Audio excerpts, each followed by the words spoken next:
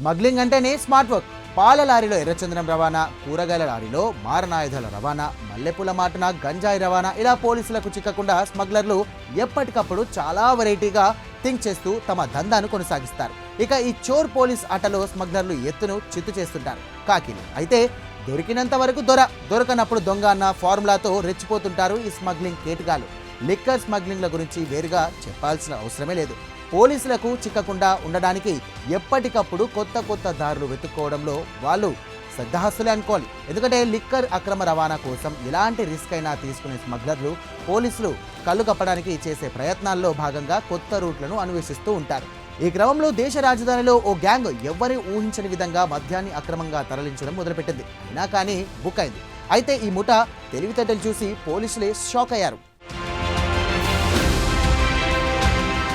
సాధారణంగా వాహనాల ద్వారా జరిగే లిక్కర్ స్మగ్లింగ్ను అరికట్టడానికి ఢిల్లీ, హర్యానా సరిహద్దుల్లో పోలీసులు తనిఖీలు కట్టుదిట్టం చేశారు.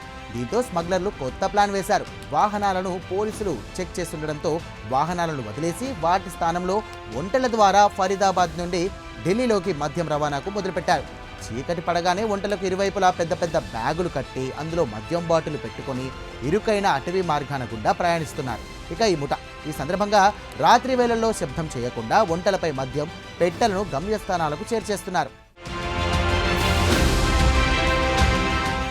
ఈ గ్యాంగ్ దీనికోసం రాజస్థాన్లోని అల్వార్ నుంచి ఒంటెలను కొనుగోలు చేశారు. ఇవి రోడ్డుపై వెళ్లే వాహనాలలా శబ్దం చేయకపోవడం, పోలీసు చెక్ పోస్టులు లేని అటవీ మార్గాల్లో సులభంగా ప్రయాణించగలగడం వల్ల ఈ పద్ధతిని ఎంచుకున్నారు.